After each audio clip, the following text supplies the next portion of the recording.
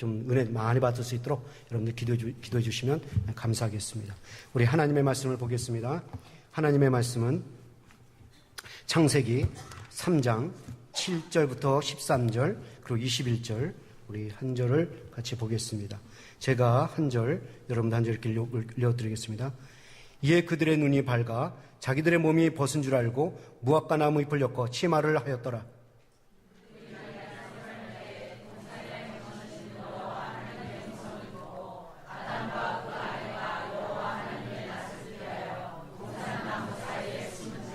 여호와 하나님이 아담을 부르시며 그에게 이르시되 내가 어디 있느냐?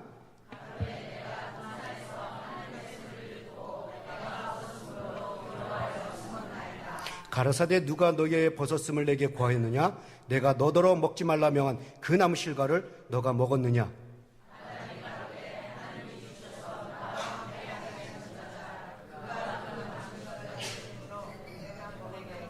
여호와 하나님이 여자에게 이르시되 내가 어찌하여 이렇게 하였느냐? 여자가 가로되 뱀이 나를 깨므로 내가 먹었나이다. 가죽 옷을 지어 입히시니라. 아멘. 옆에 분들하고 인사하죠. 당신을 보니 또 영광입니다. 예.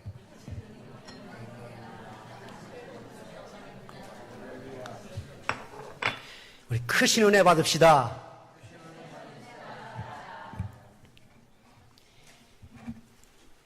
오늘로써 죄와 싸움에 대한 마지막 말씀을 나눕니다. 이 로마 시대에 아주 탁월한 장수가 있었습니다. 폼페이라는 이 장군입니다. 그는 지략이 뛰어나고 전쟁에 능통하고 전략 전술에 탁월한 장군이었습니다. 한 번은 이 폼페이 장군이 한 거대한 성읍을 공격하게 되었는데 그 성이 워낙 난공불락의 석인데다가 그 성 안에 있는 사람들이 앙광하게 버티고 있는 터라 쉽게 점령할 수가 없었습니다. 그래서 이 폼페이 장군이 다시 한번 아주 놀라운 전략을 세웁니다. 건장한 군인 서너 명을 뽑아서 강도 높은 고대 훈련과 정신무장을 시키고 거짓 문서를 주어서 마치 그 가장 중요한 군사 기밀을 빼내고 도망치는 군사로 가장시켜 놓습니다. 그리고 그 성 안으로 침입시킵니다. 그 성 안으로 들어간 이 군인들은 여러 가지 신문을 받으면서 그동안 훈련받은 것을 얘기하고 심지어는 거짓 정보를 줌으로 인해서 마치 이 군사기밀을 준 것처럼 가장을 했습니다. 그렇게 투항한 군인으로 가장을 해서 결국 투항한 군인으로 인정받아 그곳에서 따뜻한 배려를 받으며 살게 됐습니다.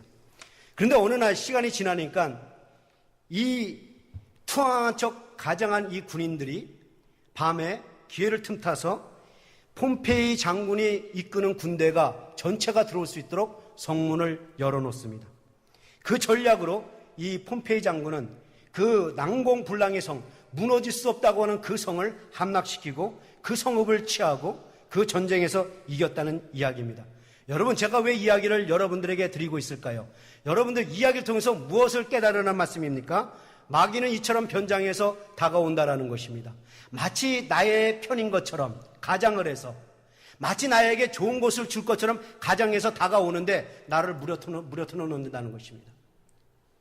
한 번 거짓말한다고 해서, 한 번 죄를 짓는다고 해서, 한 번 슬쩍했는다고 해서 큰일 안 일어날 거니, 별 볼 일 일어날 일 없을 것이니 한 번 눈 찔끔 감고 해보라는 것입니다. 그러면 생각보다 더 좋은 일들이, 더 즐거운 일들이, 더 유익한 일들이 생길 것이라고 유혹을 해요.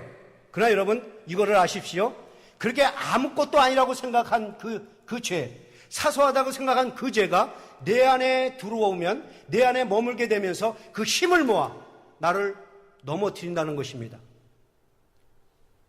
아무것도 아니라는 그 죄, 딱 한 번 짓는 죄, 별것도 아니라고 말한 그 죄, 그러나 그 죄가 내 안에 들어오면 내 틈을 벌어놓고 많은 죄를 들어오게 해서 결국 그 죄가 힘을 모아서 나를 컨트롤하고 나를 굴복시키고 결국 나를 무너뜨려 놓는다는 것입니다. 이것을 폼페이 이야기를 통해서 배우라는 거예요. 내가 하나님의 군사로서 내 안을 지키고 내가 강한 영적 군사가 되기 위해서는 사단이 한 발도 내 생활 속으로 틈타지 못하게 허락하지 말라는 것입니다. 죄를 경계하고 죄를 물치라는 거예요. 유대인에게 전달되는 전수되고 있는 이 탈무드에 이런 이야기가 있습니다. 아주 추운 겨울날 장사를 하는 한 아랍 상인이 장사를 떠나서 이곳저곳 다니다가 밤이 되어서 사막에 텐트를 치고 잠을 자게 되었습니다. 그런데 조금 있다가 바깥에서 떨고 있던 낙타가 처량한 목소리로 주인을 부르면서 주인에게 이렇게 부탁합니다. 주인님, 저도 춥습니다. 제 얼굴만 텐트 안으로 들어가면 안 될까요? 제 입과 코에서 뜨거운 바람이 나오는데 주인도 따뜻할 것입니다. 그래서 이 주인이 허락을 합니다. 그래서 이 낙타가 얼굴을 쓱 들이밀습니다. 조금 있다가 낙타가 다시 주인을 부릅니다. 주인님, 제 온기가 따뜻한 이 어깨와 앞발도 들어오면 주님은 더 따뜻할 텐데요. 그렇게 하라고 허락을 합니다. 그러니까 조금 시간이 지나니까 이제는 주인을 깨우면서 몸까지 들어오게 해달라고 합니다. 몸까지 들어오면 주인님은 확실하게 따뜻하게 잘 것입니다. 그래서 몸까지 들어오게 합니다. 그러니까 조금 시간이 지나니까 이 낙타가 하는 말이 이왕 이렇게 된 거 전체 다 들어오면 어떨까요? 그래서 전체 들어온 걸 허락했습니다. 그랬더니 조금 있다가 이 주인이 이 낙타가 이렇게 말합니다. 주인님, 이 조그만 천막 안에 저와 주인님 단둘이 있기에는 너무나도 비좁습니다. 주인님이 좀 나가주시면 어떨까요? 여러분, 이 이야기가 왜 유대인들에게 전수되고 있을까요? 왜 전해지고 있을까요? 무엇을 알라라고? 여러분, 죄라는 것은 한 번 허락을 하면 계속해서 파고드는 속성이 있다는 것입니다. 내 안에 들어오는 것을 한 번 허락하기 시작하면 이 죄는 한 번으로 끝나는 것이라 계속 들어온다는 거예요. 이 죄라는 놈이 내 생활 속에 한 발만 들여놓기를 원하는데 그것을 허락하면 한 번이 두 번이 되고 두 번이 세 번이 되고 세 번이 계속되어서 결국 내 안으로 들어와 나를 점령하고 나를 굴복시키고 나를 넘어뜨려 놓는다는 것입니다. 그래서 아무리 사소한 죄라도 아무리 별것 없는 죄라도 내 안에 들어오는 것을 절대로 용납해서는 안 된다는 거예요. 이 죄를 반드시 물리쳐야 한다는 것입니다. 여러분, 제가 오늘 준비를 하려고 했는데 준비를 못했는데 여러분 이걸 돌이라고 생각하십시오. 그리고 이것도 돌이라고 생각하십시오. 이 큰 돌을 물에다 던지우면 이 돌이 물에 가라앉겠습니까? 안 가라앉겠습니까? 가라앉습니다. 그러면 이 조그만 돌을 물에다가 던지면 물에 가라앉겠습니까? 안 가라앉겠습니까? 가라앉습니다. 큰 돌이든 작은 돌이든 돌이기 때문에 물에 가라앉습니다. 우리는 큰 죄를 말하고 사소한 죄를 말하는데 하나님 보시기에는 큰 죄도 죄고 사소한 죄도 죄라는 것입니다. 그 죄는 사람을 망가뜨려 놓는다는 것입니다. 그러게 아무리 사소한 죄라도 내 삶에 들어오지 못하도록 경계하라는 것입니다. 막으라는 것이에요. 자, 그러면 우리가 이 사소한 죄라도 내 안에 들어오지 못하게 하려면 이 죄가 뭔지를 알아야 내가 죄를 경계할 수 있지 않겠습니까? 죄에 대한 바른 정립이 필요해요. 죄에 대한 바른 정의가 있어야 합니다. 그래야 이 죄를 우리는 막을 수가 있어요. 그럼 죄란 뭐냐? 죄란 하나님의 뜻에 어긋난 일체의 상태, 이것을 죄라고 합니다.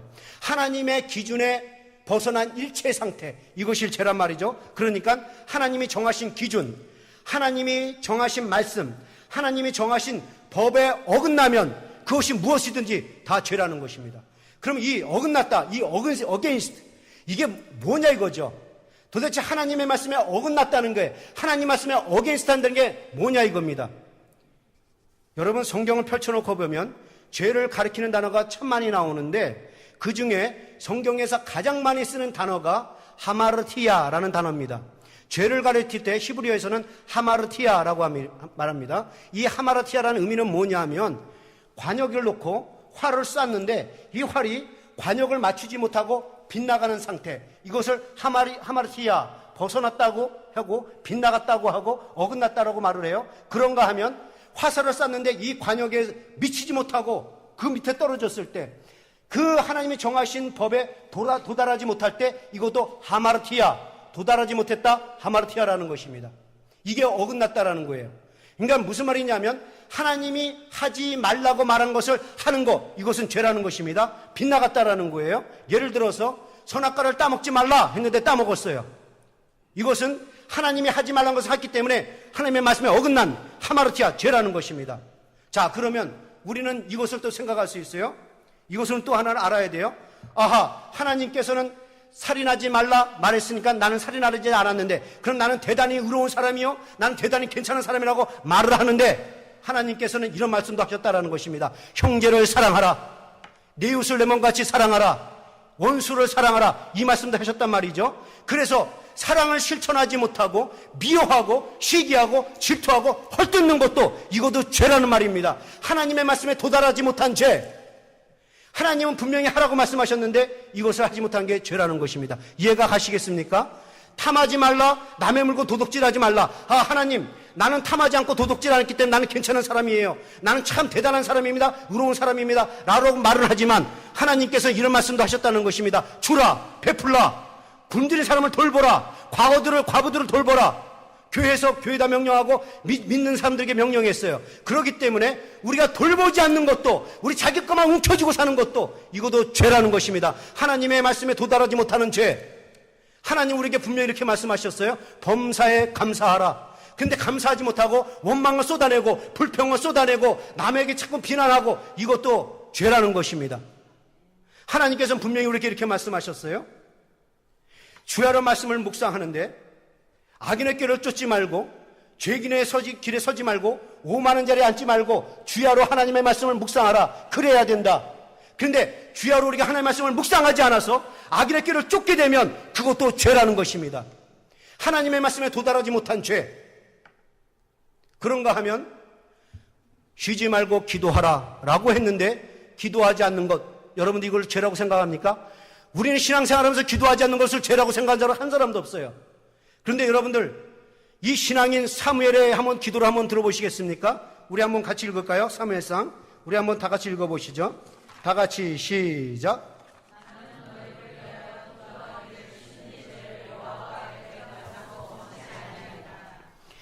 사무엘은 기도하는 것이 쉬는 것을 죄라고 여겼다라는 것입니다. 그러니까 여러분들 죄란 뭐냐? 하나님이 하지 말라고 한 것을 하는 것도 죄요. 하나님이 하라고 말씀한 것도 안 한 것도 죄라는 것이에요. 자, 그런데 이 죄가 짓게 되면 그 죄의 결과는 생각보다 엄청난 고통이 온다라는 것입니다. 그래서 혹자는 이런 말을 했어요. 죄를 지을 때의 즐거움보다 죄를 지은 후의 고통이 더 크다는 것을 알아야 한다. 여러분, 이 말이 무슨 말입니까? 죄를 지을 때는 달콤하고 그 순간에는 달콤하고 짜릿하고 즐거울지 모르지만 그 죄의 결과, 나중에 오는 그 죄의 결은 마치 그 짜릿함의 마취, 그 달콤함의 마취가 깨나누면 그 수술이 고통스러운 것처럼 그 죄를 질 때는 즐거웠지 모르지만 그 죄는 후에 그 결과는 아주 고통스럽다라는 것입니다. 이 고통을 알라라고 지금 성경은, 하나님은 아담과 하와의 죄의 결과를 보여주고 있는 거예요. 아담과 하와가 죄를 지음으로 이러한 결과를 얻게 됐다. 너희는 그것을 알고 죄를 경계하라고 지금 얘기하고 있습니다. 자, 그럼 아담과 하와가 죄를 지음으로 겪은 그 결과가 뭡니까? 다 얘기할 수 없지만 저는 오랫동안 이런 얘기를 많이 해왔어요. 여러분, 죄를 짓게 되면 이 월크 수고의 고통을 겪는다고 그랬고 평화가 깨진다는 얘기했어요. 오늘은 제가 여러분들 강도 높게 두 가지를 지적하려고 합니다. 우리가 죄를 짓게 되면 심각하게 우리가 겪어야 될 고통이 있는데 그걸 심도 높게 여러분에게 다루겠습니다. 우리가 심각하게 생각해야 될 이 죄의 결과, 이 두 가지가 뭐냐? 그 하나는 첫째, 아담과 하와가 죄를 지음으로 겪게 된 그 첫 번째 결과가 있습니다. 그 죄의 고통이 어느 정도냐? 이 죄의 고통은 영적인 파괴를 일으킨다라는 것입니다. 이 고통이 크다라는 거예요. 여러분들, 이 고통이 얼마나 큰지를 먼저를 여러분들이 어떤 분이 아주 이 죄의 결과를 수학 공식으로 잘 풀어놨어요. 그래서 저는 이것이 너무나도 흥미로워서 여러분과 함께 나누려고 합니다. 첫 번째, 이 수학 공식으로 죄를 풀어놨는데 죄는 더하기다. 무슨 말이냐? 죄는 문제를 더 악화시킬 뿐이다. 그래요. 죄는 좋은 것을 가져오지 않습니다. 더 악화시켜요. 죄악된 방법을 쓰면 쓸수록 더 문제는 얽히고 설키고 복잡해지고 더 골칫덩어리가 된다. 빼기. 죄는 그대의 심령의 기운을 빼앗아간다. 죄가 깊어질수록 더욱 영은 무기력해진다. 그렇습니다. 죄를 지면 내 영적 힘을 빼앗아가고 내 영적 능력을 빼앗아가고 내 영적인 생기까지 다 빼앗아갑니다. 자, 곱하기. 죄는 그대의 아픔을 곱한다. 죄는 아픔을 곱해요. 그래요. 죄악의 즐거움이 잠깐 동안은 마취제 역할을 하고 있을지 몰라도 깨어난 다음에는 이전보다 더 힘들고 고통스럽다는 것입니다. 죄는 갈수록 승법 공식으로 힘들게 합니다. 나누기. 죄는 사람들에게 나눠준다는 것입니다. 죄는 혼자 간직하는 게 아니에요. 죄가 내가 갖게 되면 이 죄를 이웃 사람들에게 나눠주게 돼요.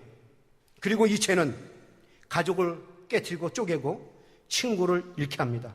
그래서 심지어는 이 죄는 우리의 영혼까지 갈기갈기 찢어놓습니다. 나누기. 너무나도 기가 막힌 수학공식 아닙니까? 죄는 이 고통이에요. 근데 지금 아담과 하와가 죄를 지음으로 겪게 된 첫 번째 결과가 뭐냐? 영적 파탄이 왔다는 거예요. 이 고통이 얼마나 큰지 아십니까? 이 영적 파탄이라는 것은 하나님과의 관계가 깨어져 버렸다는 것입니다.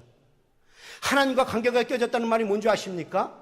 그 좋으신 하나님, 그 전능하신 하나님, 그 무궁무궁하신 하나님, 그 무한하신 하나님, 모든 것을 다 쥐고 계시고 모든 것을 다 주실 수 있는 그 하나님과의 관계가 깨져서 그 하나님부터 오는 그 축복들이 차단이 되고 하나님부터 오는 그 영생들이 차단이 되었다는 것입니다. 내게 영원한 생명을 줄 수 있는 그 하나님과 관계가 깨졌다. 이 말은 하나님이 주시는 그 영원한 생명까지 차단이 되었다는 거예요. 여러분, 이것은 무시무시한 형벌이요, 이 얼마나 불행한 비극입니까? 여러분, 하나님이 인간을 어떻게 만드셨는지 아십니까? 하나님은 인간을 어떠한 존재로 만드셨습니까? 하나님은 인간을 하나님과 교제하는 존재로 만들어 놓으셨어요. 좋으신 하나님, 전능하신 하나님, 능력의 하나님과 교제하도록 만들어 놓으셨습니다. 왜 그렇게 만들어 놓으셨을까요? 하나님의 능력을 받아서 이 세상을 그렇게 살라는 거예요. 하나님처럼 하나님이 세상을 정복하고 세상을 다스리며 살라고 그렇게 하듯이 너희들도 하나님과 교제를 가져서 하나님이 주시는 그 능력으로 세상을 다스리고 정복하고 세상을 이끌면서 살라고 그럽니다. 그런데 그 죄가 들어와서 그걸 망쳐놔요. 그렇지 않습니까? 여러분, 우리는 세상을 이길 힘을 주셨는데, 우리는 세상을 이끌어갈 힘을 주셨는데 이 죄가 들어와서 그걸 망쳐놔서 우리는 끌려다닙니다. 고통에 끌려다니고 아픔에 끌려달려요. 여러분, 고통 중에서도 아픔 중에서도 웃을 수 있다면 여러분, 그 사람은 진짜 능력 있는 사람인 줄 아십니까? 하나님은 우리를 그렇게 만들어 놓으셨어요. 고통이 있다 할지라도, 슬픔이 있다 할지라도 하나님 거기서 웃을 수 있게 우리를 그렇게 능력이 있는 자로 만들어 놨는데 죄가 그걸 파괴시켜버렸다는 것입니다. 인간이 하나님과 교제하게 만들었는데 그 죄가 들어오니까 어떻게 만들어 놓습니까? 여러분, 창세기 3장 8절을 보시죠. 다 같이 한번 읽죠. 다 같이 시작. 그들이 날이 서늘할 때에 동산에 거하시는 여호와 하나님의 음성을 듣고 아담과 그 아내가 여호와 하나님의 낯을 피하여 동산 나무에 숨은지라. 자, 여러분, 여기서 우리에게 눈에 확 들어오는 게 있습니다. 피하다, 숨었다라는 것입니다. 얼마 전까지만 해도 하나님과 교제하던 이들이 어느 날부터인가 죄가 들어오니까 피하고 숨었다라는 것입니다. 하나님의 음성을 피하고 하나님의 낯을 피해서 숨었다라는 거예요. 그 좋으신 하나님이 부르시면 너무 좋아서 즉각적으로 이메디어틀리, 아주 즉각적으로 나가서 응답을 하며 그 주님의 그 부르심에 뛰쳐나가 반갑게 기쁘게 맞이하면서 즐거워할 이들이 그렇게 하나님께서 만들어 놓으셨는데 죄가 들어와서 땡쳐버리니까는 하나님의 음성을 피하고 하나님의 낯을 피해서 숨었다라는 것입니다. 여러분, 피하고 숨었다, 이 뜻이 뭔지 아십니까? 그 좋으신 하나님부터 도망쳤다라는 거예요. 그 좋으신 하나님과 관계가 끊겨졌다, 이 말은 그 좋으신 하나님부터 오는 그 좋으신 은혜를 받지 못하는 상태가 되었다라는 것입니다. 그 전능하신 하나님과 관계가 끊겨졌다, 이 말은 그 전능하신 하나님부터 오는 그 능력을 받지 못하는 상태가 되었다라는 것입니다.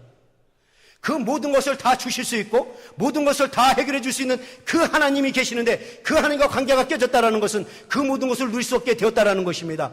무소부지하신 하나님, 어느 곳에 있든지 계신 그 하나님이 내가 어떠한 상황이 있든 어떤 환경이 있든 도와줄 수 있는데 그 하나님과 관계가 깨어졌기 때문에 우리는 그 축복을 누릴 수가 없게 되었다라는 것입니다. 여러분, 이 얼마나 불행입니까? 이 얼마나 슬픔입니까? 얼마나 비극적인 사건입니까? 아담과 하와가 바로 이 죄로 이 결과를 갖게 되었다라는 것입니다. 여러분, 오늘 여러분 분명히 좋으신 하나님과 교제 나누게 되어 있습니다. 여러분들 그 능력의 하나님과 교제하게 되었다는 사실 아십니까? 그런데 그 죄로 그게 깨져서 하나님부터 그 좋은 축복들을, 하나님 보는 그 좋은 영적 축복들을 받지 못한다면 이 얼마나 비극입니까? 이것을 알고 죄가 오는 것을 경계하라는 것입니다. 죄가 오면 물리치라는 거예요. 여러분의 생활 속에 들어오지 못하도록 막으라는 것입니다. 두 번째로, 아담과 하와가 죄를 지음으로 겪게 된 두 번째 결과가 뭐냐? 하나님과 관계가 깨질 뿐만 아니라 인간과의 관계도 깨졌다라는 것입니다. 여러분, 하나님께서 인간관계를 어떻게 만드셨는지 아십니까? 돕는 관계로 만들어 놓으셨어요. 우리 성경 말씀 같이 볼까요? 창세기 2장 18절, 다 같이 읽죠. 시작.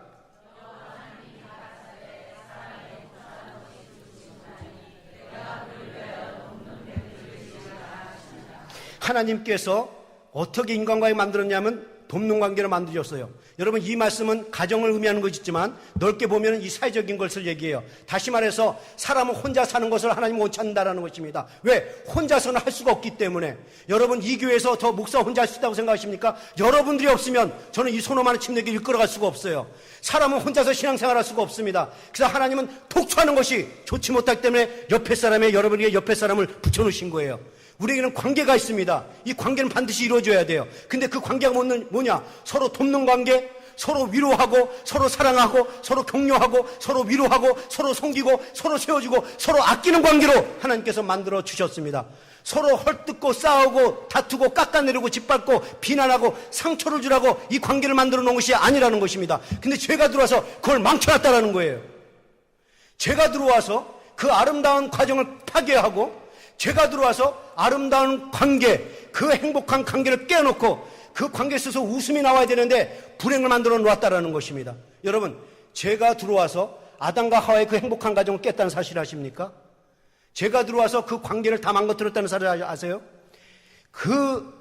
죄가 들어오니까 사랑의 관계가 미움으로 바뀌고 섬김이 깎아내리고 짓밟는 관계가 되고 위로하고 격려하던 관계가 서로 비난하고 비방하고 정죄하는 관계가 되고 서로 돕던 관계가 어느 순간부터인가 대접만 받으려고 하고 움켜쥐려고 하고 자기 중심적으로 살아간다는 거예요. 이게 바로 죄가 그렇게 만들어 놓았다는 것입니다. 여러분, 관계가 왜 깨집니까? 서로 사랑하는데 깨집니까? 서로 비난하고 비방하고 원망하기 때문에 이 관계가 깨진다는 거예요. 근데 죄가 그렇게 만들어 놓았다는 것입니다. 그러니까 여러분들, 제가 이 얘기는 다른 사람 보지 말라는 거예요. 서로를 자기를 바라보라는 것입니다. 자기가 원망하고 자기가 비난한다면 아하, 이거는 지금 마귀적이라는 것을 여러분들 생각하십시오. 여러분, 지금 하나님은 우리에게 무엇을 가르치고 있습니까? 하나님께서는 지금 우리 관계를 아름다운 관계로 만들어 놨다는 거예요. 근데 혹시 여러분들이 하나님이 이렇게 서로 돕고 세우는 관계를 만들어 놨는데 여러분의 가정이든 여러분의 관계이든 서로 싸우고 헐뜯고 미워하고 짓밟고 깎아내리는 관계라면 이건 여러분은 마귀적이라고 생각하고 이건 죄의 결과라고 여러분 생각하십시오. 그러게 여러분들의 가정이 아름다워지기를 원하십니까? 여러분의 관계가 화목되기를 원하십니까? 여러분, 이 죄를 물리쳐야 합니다. 이것이 하나님이 원하시고 하나님이 바라시는 뜻이에요. 여러분 보세요. 아담과 하와의 가정이 어땠습니까? 아담과 하와의 가정은 너무나도 행복하고 아름다운 가정이었어요. 깨가 쏟아져 나는 가정이었어요. 왜 그렇습니까? 하나님께서 아담의 뼈를 취해서 하와를 만들어서 아담에게로 데려옵니다. 그러니까 아담이 그 여자를 보는 순간에 어머, 어쩌면 저렇게 이쁘지? 하고 감탄을 하지 않습니까? 탄성을 질러요. 어떻게 탄성 지릅니까? 너는 내 뼈 중에 뼈요, 내 살 중에 살이로다. 너는 내 뼈 중에 뼈요, 내 살 중에 살이로다. 여러분, 남자가 여자에게 이러한 고백을 한다면 이것은 사랑하는 사람에게 표현하는 가장 아름다운 말이에요. 내 뼈 중에 뼈요, 살 중에 살이다. 이 말은 아내를 향한 최대의 감탄사, 최고의 감탄사입니다.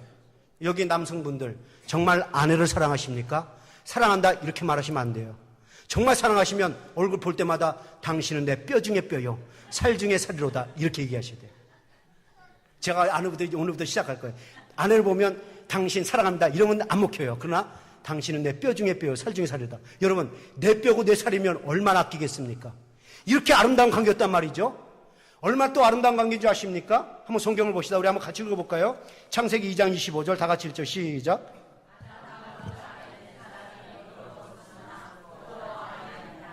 여러분, 어떤 관계였습니까? 서로 벌거벗었으나 부끄러워하지 않았다라는 거예요. 이것이 여러분 어떤 의미인지 아십니까? 단지 육적으로만 생각하십니까? 그렇지는 안 돼요. 어느 정도 아름다운 관계였는가?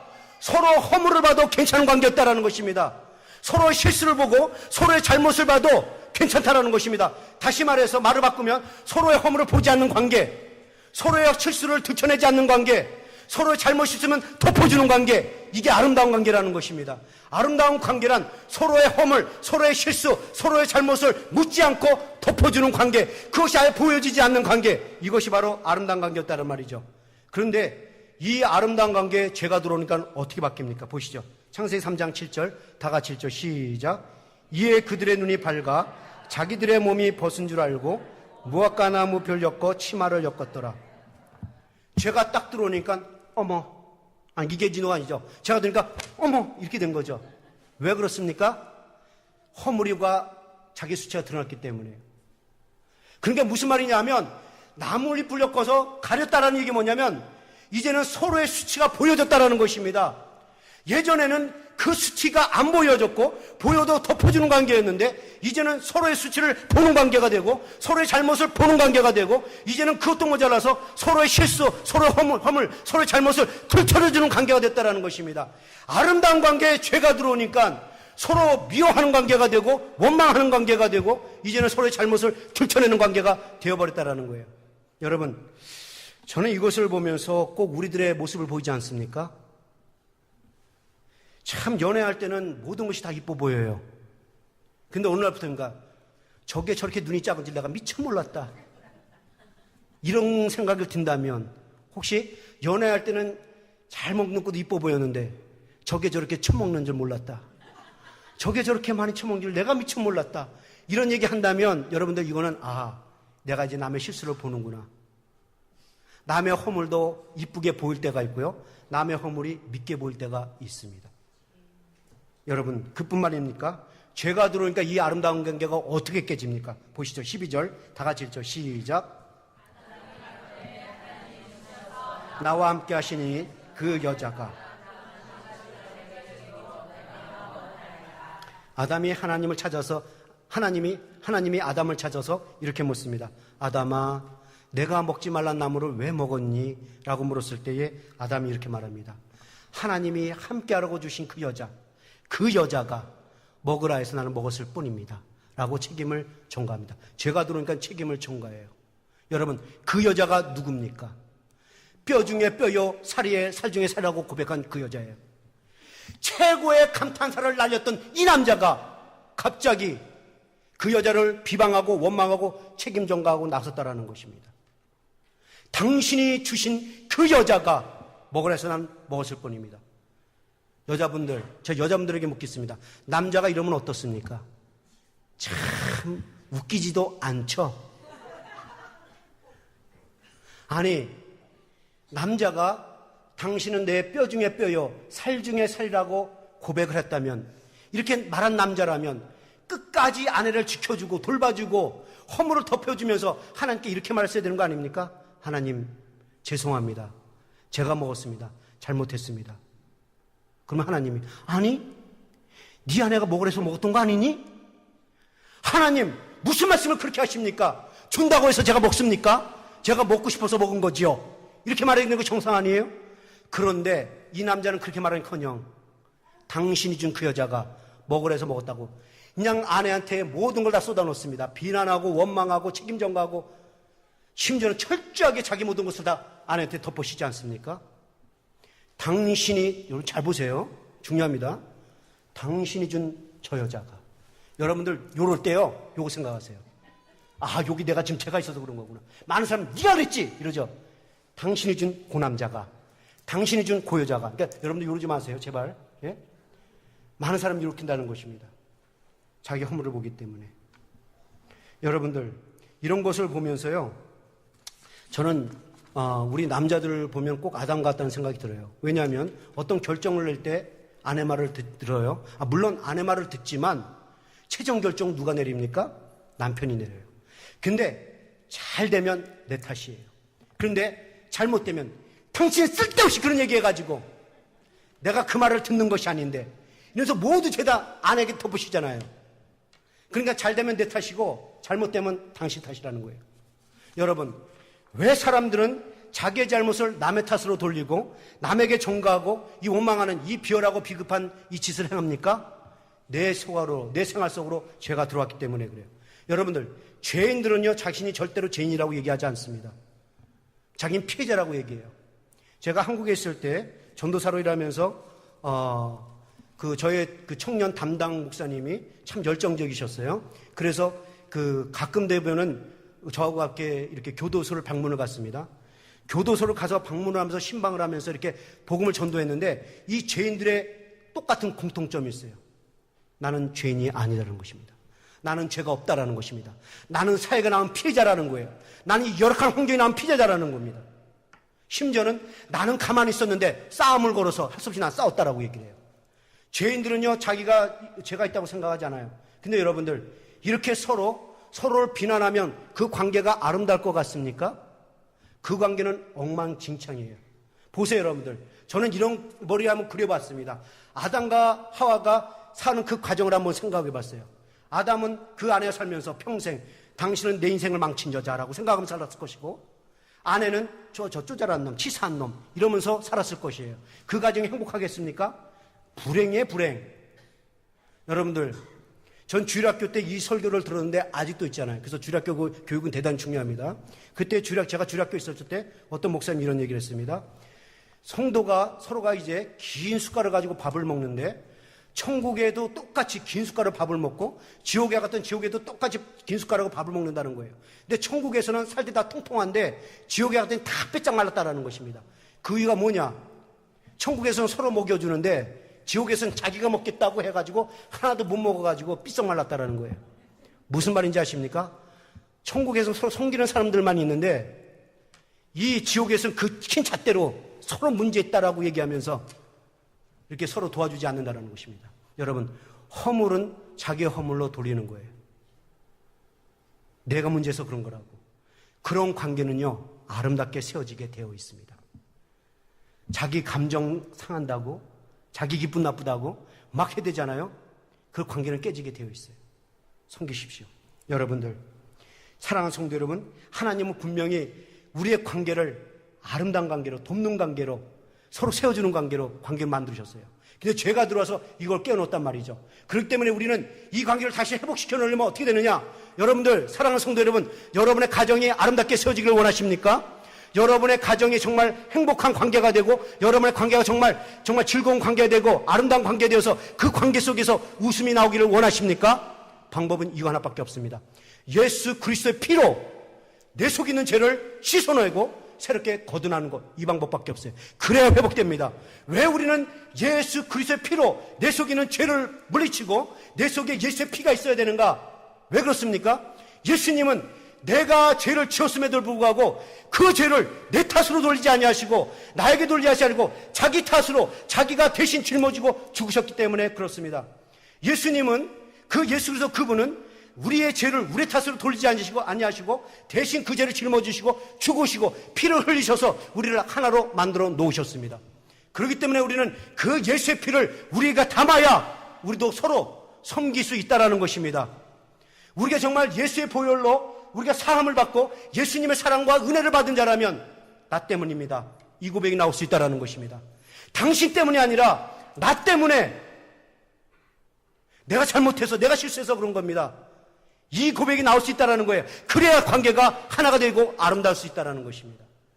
하나님은 오늘 이것을 우리에게 가르쳐줘요. 그래서 우리는 하나님의 은혜를 입어야 합니다. 근데 여러분 감사하십시오. 기뻐하십시오. 우리에게 희망이 있고 소망이 있습니다. 왜 그렇습니까? 우리의 죄를 씻어주고 우리의 문제를 해결하기 위해서 하나님이 다시 찾아오셨다는 것입니다. 우리에게 다시 한번 기회를 주기 위해서 우리의 죄 때문에 이 하나님의 관계가 깨지고 우리의 인간관계가 깨지고 평화가 깨져서 우리는 고통을 겪다가 고통으로 죽을 수밖에 없는데 하나님은 우리를 여전히 사랑하셔서 우리에게 찾아오셔서 그 예수 그리스도 안에서 영광의 구원의 자리로 앉혀주기 위해서 그래서 회복시켜주기 위해서 오셨다는 것입니다. 여러분 이 하나님의 사랑을 아십니까? 오늘 성경이 이것을 우리에게 가르쳐줘요. 여러분 창세기 8장 9절로 보십시오.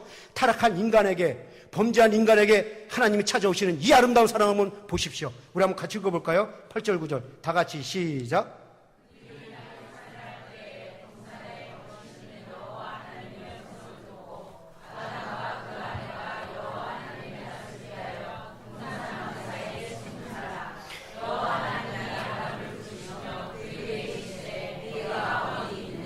여러분 이 광경이 얼마나 의뢰스러운 광경입니까?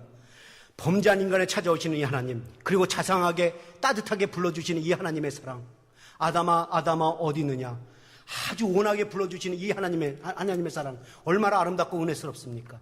여러분, 여기서 성경은 이렇게 말해요. 서늘할 때 이 하나님이 아담을 찾으셨다고 말합니다. 이 말이 무슨 말인지 아십니까? 아주 후덕진하고 짜증나고 더운 그 뜨거운 날에 하나님의 불효형을 내리기 위해서 아담을 찾으신 것이 아니라 서늘한 날에 은혜를 베풀기 위해서 아담을 찾아주셨다는 것입니다. 이 하나님의 온화함이 어디서 더 적나라하게 드러나는 줄 아십니까? 13절을 보십시오. 다 같이 읽겠습니다. 13절. 여호와 하나님이, 다 같이 읽죠. 13절 시작.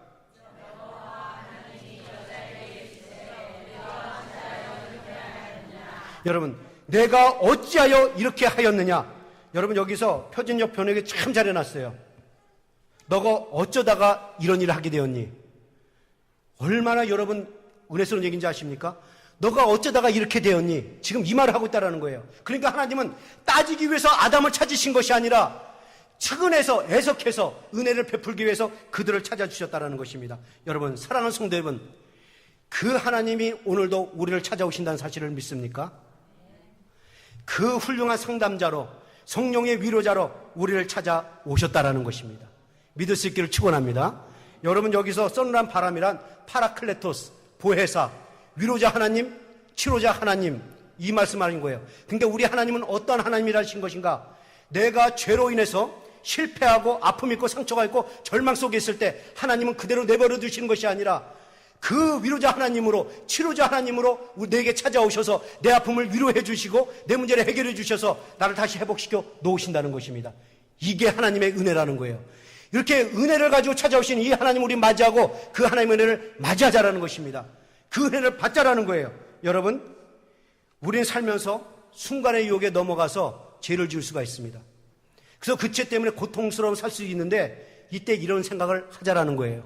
하나님은 그때 불효령을 가지고 우리를 찾는 것이 아니라, 우리에게 정죄 직격탄을 내리기 위해서 우리를 찾는 것이 아니라 우리에게 은혜를 베풀기 위해서, 다시 한번 기회를 주기 위해서, 죄로 인해서 두려움과 공포와 그 아픔을, 상처를 갖고 있는 그것을 씻어주기 위해서 우리를 찾아오셨다라는 것입니다. 에스겔 보면은 그 희망이 없는 영혼에게 하나님의 말씀이 임하고 하나님의 생기가 임하자 다시 살아난 것처럼, 우리가 죄를 지어서 영적으로 죽어갈 때라도 여러분 이것을 생각하십시오. 그 위로자 하나님께서, 그 치유자 하나님께서 찾아오셔서 우리를 회복시켜 놓으신다라는 것이에요. 그렇기 때문에 여러분, 그 은혜를 주신 하나님께 나가서 그 은혜를 받자라는 것입니다. 여러분 회복하기를 원하십니까? 그 은혜를 찾아오시는 하나님께 담대히 나가서 그 은혜를 받을 수 있기를 축원합니다. 이런 것을 볼 때 인간이 먼저 하나님을 찾은 것이 아니라 하나님이 인간을 먼저 찾은 거예요. 이게 하나님의 은혜요, 하나님의 선물이라는 것입니다. 그래서 사도 바울이 이렇게 말한 거 아닙니까? 에베소서 2장 8절, 너희가 그 은혜로 인하여 믿음으로 말미암아 구원을 얻었나니 이는 너에게서 난 것이 아니요 하나님의 선물이라. 또 바울이 로마서 6장 23절에서 이렇게 말해요. 죄 삭슨 사망이나 하나님의 선물은 그리스도 안에서 영원한 생명이라. 여러분, 무슨 말입니까? 우리가 예수 믿고 죄 사함 받고 구원받고 영생 얻는 것, 이것은 하나님의 은혜 없이는, 하나님의 선물 없이는 될 수가 없다라는 것입니다. 그래요, 여러분, 아무리 논리적으로 설명해서도 이해되지 않는 그 하나님의 말씀이 어느 순간부터 이해가 되어지고, 한 번도 손을 만져본 적이 없고 잡아본 적이 없고 한 번도 얼굴을 대면해 본 적이 없는 그 예수 그리스도를 내 구주로 영접하게 되고, 한 번도 보지 못한 저 천국이 있다는 것을 믿고 소망하고 바라고 그 하나님께 나가 나의 무릎을 꿇고 그 간구하는 모습을 좀 보십시오. 이것은 하나님의 은혜가 없으면 불가능하다라는 것이에요. 그러게 여러분들이 믿기를 원하십니까? 여러분들이 죄사함 받기를 원하십니까? 그럼 하나님께 나아가십시오. 그래야 그 은혜를 받을 수가 있다라는 것입니다. 여러분, 우리는 왜 또 우리에게 찾아오신 하나님을 우린 맞이해야 되는가? 하나님만이 나에게 영원한 구원과 영원한 이 완벽한 구원을 주기 때문에 그래요. 여러분 한번 보세요. 하나님께서 아담을 찾으신 후에 아담에게 무엇을 행하셨습니까? 가죽옷을 해입혀 주십니다. 아담과 하와가 죄를 범하자 수치가 드러나 나뭇잎을 따다가 엮습니다. 여러분, 나뭇잎을 따다가 엮었다는 거 여러분 생각해 보세요. 오래 갑니까? 어떻습니까? 해가 뜨겁고 건조한 날씨면 이 나뭇잎은 말라비틀어 떨어져 지고 맙니다. 그러면 다시 해입어야 돼요. 그러니까 영구적이질 못하다는 말이죠. 그래서 하나님은 나뭇잎을 대신에 동물을 죽여서 그 짐승의 가죽으로 치마를 해 입혔다라는 것입니다. 이것이 바로 하나님의 은혜요 선물이라는 거예요. 여러분 잘 들으십시오. 죄를 지으면 반드시 죽어야 합니다. 죄의 삭은 사망이라고 성경 그렇게 말했어요. 그런데 이 죄를 내가 죽지 않고 해결하려면 어떻게 되느냐? 나는 이 죄를 해결하기 위해서는 누군가가 죽고 그 피로 씻어야 되는데, 인간이 죽고 그 피로 씻으면, 그래서 살지 못하면 아무런 의미가 없잖아요.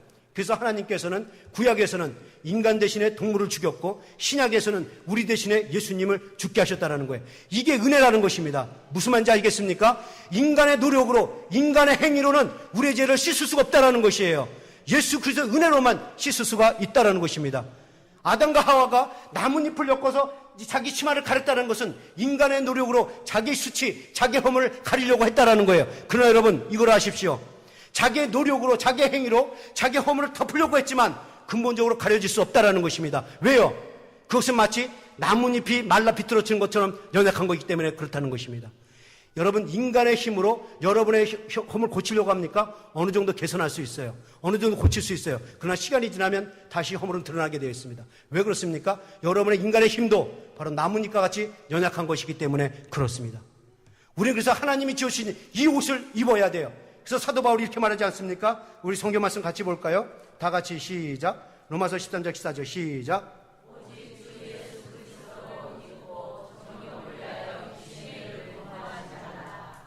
여러분, 사도 바울이 이렇게 얘기합니다. 예수 그리스도의 옷을 입어야만 정욕과 육신에 일해서 빠지지 아니하고 하나님의 사람으로 멋지게 산다는 것입니다. 말씀을 마칩니다. 한 예화로 말씀을 마칩니다. 이 청교도에게 이런 얘기가 전해지고 있습니다. 아주 유명한 얘기예요. 한 자매가 예수를 믿고 청교도인이 이제 되기 위한 것인데, 이 청교도 회원으로 들어가기 위해서는 몇 가지 절차를 거쳐야 합니다. 그 중에 하나의 질의문답이 있었는데 담당자가 이러한 질문을 했습니다.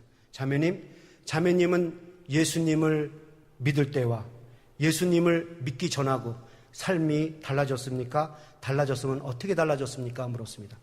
자매님이 그 질문에 이런 대답을 합니다. 그 질문에 대한 대답이 너무나도 감동적이고 유명해서 오늘날까지 전해지고 있다고 합니다. 그 자매님이 이렇게 얘기해요. 예, 저의 삶이 예수님 믿기 전과 예수님 믿은 후에 완전히 달라졌습니다. 예수 믿기 전에는 제가 죄를 향해 달려가는 죄인이었지만 지금은 죄로부터 도망치고 있는 성도입니다. 라고 말을 했습니다. I am sinner running after sin. But now I am a sinner running from sin. 이라고 얘기합니다. 무슨 말인지 아시겠죠? 예수 믿기 전에는 죄를 향해서 죄를 쫓아갔는데 예수 믿고 난 다음에는 죄를 짓지 않기 위해서, 죄를 짓지 않기 위해서 도망치는 사람이 되었다는 것입니다. 여러분들 오늘 이 말씀을 보시고 이제부터 여러분들 하나님의 은혜를 입는 성도가 되기를 원하십니까? 죄를 멀리 하십시오. 죄가 오면 뿌리치십시오. 그래서 여러분들 모두 예수 그리스도의 그 지으신 옷을 입어서 여러분의 가정과 여러분의 그 관계를 에덴 동산같이 만들고 그 관계를 아름답고 행복하게 만들어서 여러분들이 웃음 짓고 행복하게 살 길을 주님의 이름으로 축원합니다. 기도하시겠습니다.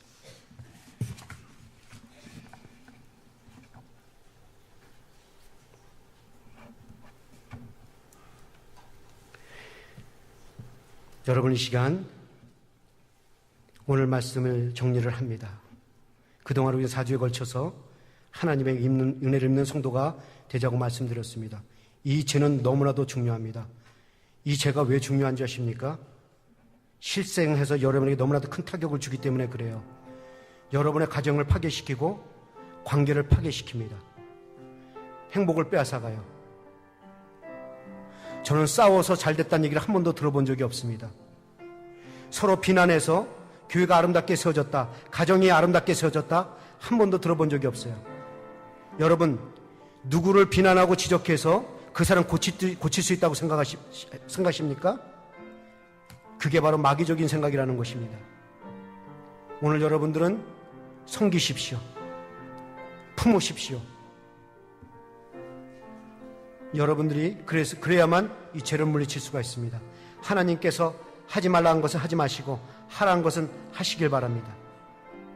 그래서 여러분들 모두 그 좋으신 하나님, 그 무궁무진하신 하나님, 그 능력의 하나님부터 오는 축복들을 누리며 사는 복된 성도가 되고 여러분의 가정과 여러분의 관계가 아름답고 행복해서 웃음 짓는 그 에덴 동산이 될 수 있기를 축원합니다. 우리 기도하시겠습니다. 아버지 하나님, 오늘 이 시간 말씀을 도와주시옵소서. 아버지 하나님께서